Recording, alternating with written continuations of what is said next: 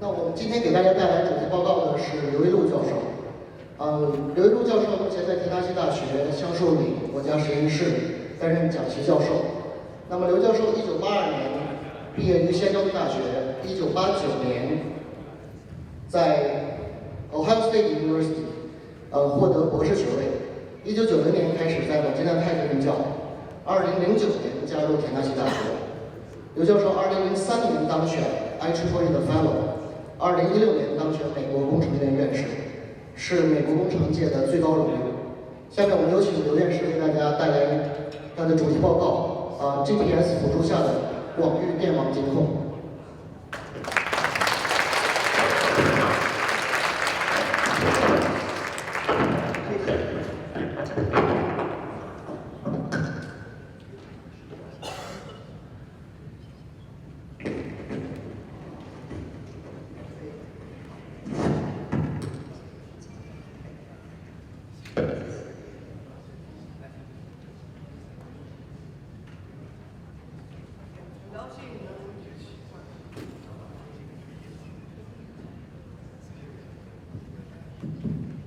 很高兴能有机会跟大家一块儿聚会，然后更激动的是看到这个很多学长，特别是学弟学妹，这个成绩优异，然后在这个business 行业做出了特别大的贡献。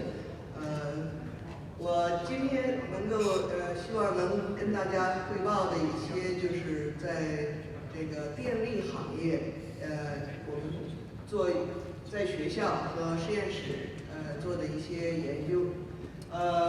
具体的讲，就是因为我自己是电力行业，是交大82年高压毕业的，所以我一直到了美国，就是 Ohio State， 也在做一些跟电力方向有关的，然后慢慢的从高压转到了更多就是跟transmission相关的这个领域。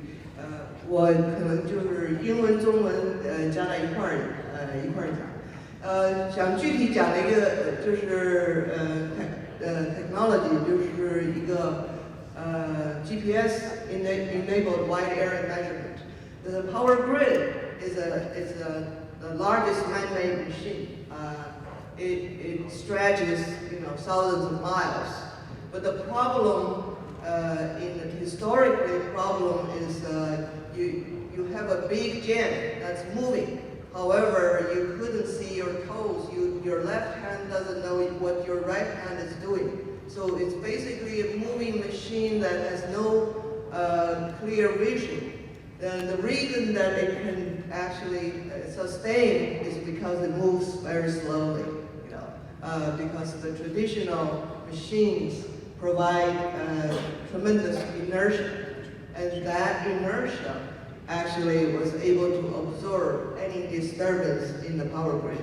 However, we're moving to a new era, and we are going through energy transformation. So many of the energy source, not just the load change, many of the energy source actually are very fast moving. You can have a cloud coming over, and your solar generation was actually dropped maybe more than 50%. So our grid, this big gen, is actually going to move a little faster, and we as engineers who provide the intelligence will have to come up with new ways to deal with this faster moving gen in the society. The issue with this fast-moving gen is that it cannot stop. It has to move a certain direction it wants to, and you cannot let this thing rest. You have to constantly modify the grid, but in the meantime, serving the civilization. So what I like to go into is very more specific things we are working on. I happen to continue to work in my field after graduation, and also I'm one of the scholars sent from sponsored by the Chinese Education Commission to study in the U.S. and then continue to teach and also working with many of our students who are actually from China. Yeah. So what we are working on is to develop some intelligence for this large body that's somewhat moving very slowly and semi-blindly. So we provided a semi-wide area monitoring system. We have this started in the U.S. Because many of the U.S. companies are isolated. They don't know each other's activity. They don't know what's going on outside their own area. Okay? This monitor system is very simple. It's actually something you put in your household, in your labs, and they connect to the power, plug into your power, and that's basically it. And one key technology is the GPS, so you can synchronize the measurement, and then you can piece together the many information from around the world, from around the grid, that you can factor out what's going on, what's happening in the grid. The sensors are not just they are mostly in the US, but their sensors are all over the world. One of the reasons to know to deploy more units worldwide is to be able to understand, what are the characteristics. And there's also a smaller grid that goes into high renewables much faster than the large ones, and their activity, their characteristics are very important to learn, and we have the resources. And most importantly, this provides a very interesting platform for our students, because it's extremely difficult to get data from industry because of many concerns. However, our student has the most access for power grid data worldwide. And we actually serve many other universities. They require data. We serve the industry. You're going to see why in a minute. Okay? So synchronized measurement initially was hoping to actually capture the dynamics in the system. I wonder if you can play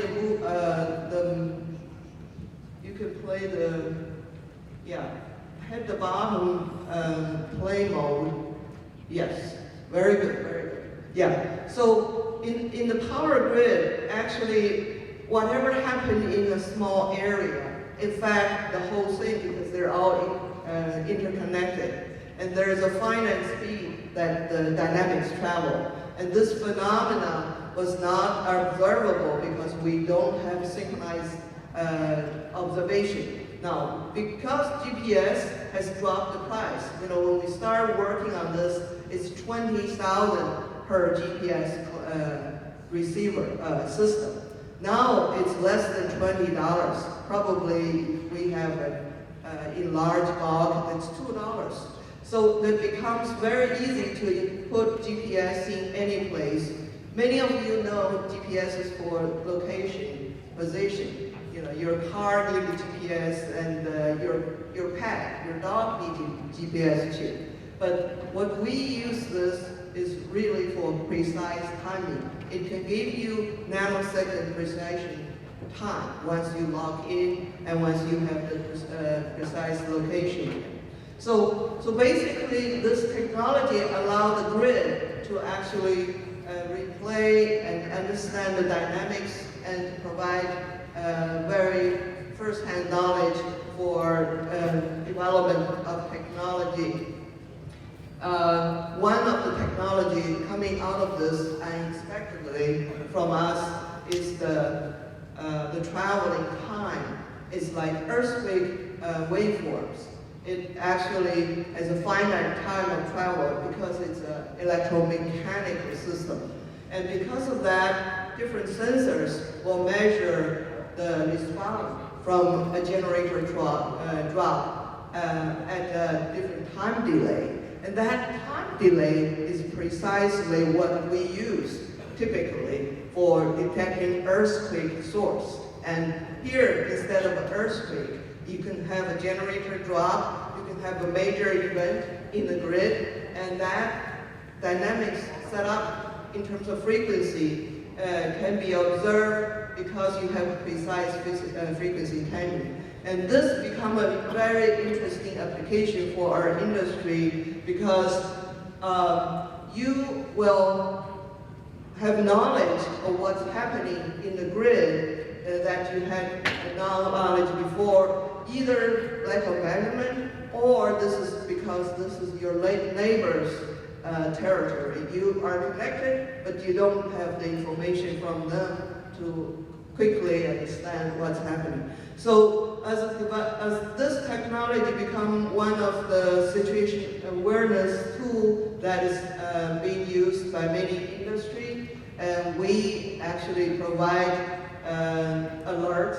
Once something happens, it gets sent to NERC, which is North America Reliability Corporation, DOE, and also our industry utility partners. They receive those, they analyze the event, and they find out if it's within their system or it's outside their system. So many things can be done, and they can also, decide,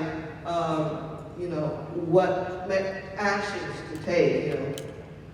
Pick up more generation just to be sure that you don't have a cascading failure. We can play this one also. This is one of the events we capture for our students. Can someone hit the play button? Yeah, thank you.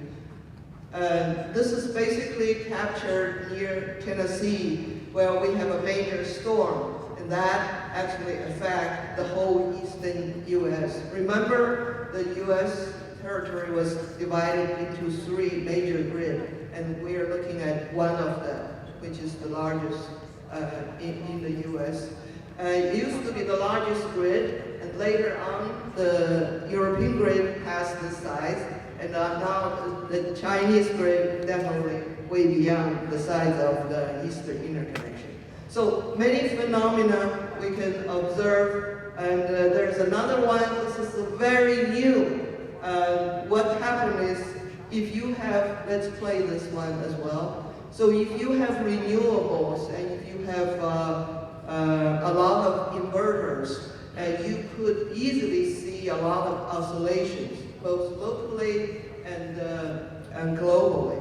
This happened to be an event that actually set up in Florida, but you can see this all over the Eastern interconnection. This is not desirable because you occupy the transmission system by shipping power back and forth, and that takes up space to ship the real power. But most importantly, if this oscillation grows, you're going to have a real problem because you could cascade and you could separate the grid and you cause blackout. Yeah, we take grid for granted because they are having a very high reliability of 99.999. 3 nines. But if you use a lot of unpredictable or somewhat intermittent resources, there will be more uncertainties, and that need to be taken care of. All right, so what do you do if you have oscillations? One possible way, before you find the source, you could damp them. So we have a lot of activity going on where we help utility damping oscillations. One of them is the Italian grid. Well, they are a small, sort of like a edge, and they are easily, edges of the grid. Whenever there's a disturbance, they're easily disturbed. So they needed to damp oscillations, and our resources and our technology was able to help them install the oscillation damping. And this is also New York grid. They have predicted once there's enough solar, there will be all kinds of oscillations between east and west. And our technology, based on the measurement, synchronized measurement, can actually help with the damping. And Saudi grid, same thing. And also we work with the UK grid to help them between Scotland and England, that's a lot of oscillations. Quickly, I will get into inertia. And our technology can be used to actually measure inertia in real time. This is the inertia in a system, in a small island system in Hawaii. You can see during the daytime, the inertia drops almost to zero. When the grid, which depends on the inertia to be able to compensate for changes, when that inertia drops to zero, any small change could cause the grid to vibrate, like we saw before, violently. So this is becoming very big challenge, and the inertia, knowledge of inertia, it's important. The last example I like to give you is the grid measurement, not necessarily serving our own community. Actually, this is an example of frequency measurement where you can use this as a forensic tool. So what happened is if you have an audio recording, it could be a cell phone, although it's not necessarily connected grid, but it could pick up the signal some other ways. Yeah. So if you pick up an audio signal or video signal, and if you do a spectral analysis, you can actually find out the power, let's say you have audio and you have a person's recording, right, voice. But besides the voice, you can also have the frequency, power frequency signature on the background. And that information is extremely important for authentication because you can see if the recording has been cut, if there's any doctoring of the information. And one of the work we did is for the Houston Police Department is to check for the authenticate if any of the recording is from what location. So you can actually decide if you take a recording, where is it coming from? One thing we've been approached to do is to authenticate Nixon's audio tape. We told them it's hard to do because we don't have an exact measurement to compare with the audio tape power noise. However, we can actually see if we actually do it, we could see if there's a cutoff because the frequency no longer follow their certain trend. And we talked about other forensics. If we have a video of, let's say, Bin Laden's video, if we have recordings in Pakistan, we actually could match that to see, okay, this tape was made in what country, in what system. So this could be potentially an interesting database, like a DNA for authentication. And we have many examples, other examples. We have worked with the auto industry, where we actually use our technology to synchronize, to match the auto app to see if they can actually predict the red light and green light coming on, because that technology, the light, operate on power grid frequency. And if they delay because of the power grid running higher frequency, lower frequency, we can use that to match and be able to tell the time precisely. Let's see, another application. Well, we work with the cell phone industry. I try not to name the brand, but it's one of the top brand cell phone industry to see how the harmonics actually, how the frequency and harmonics could affect our viewing ability. That is quite interesting outcome of the study. So overall, I'm very excited to be here, and I hear many interesting experience I couldn't agree more. Anything successful, you have to have passion. You know, if you have passion, and that's where you can expect things to go well. It doesn't really matter if it's a business, if it's academia, or any area. There has to be a passion in order to be successful. Thank you.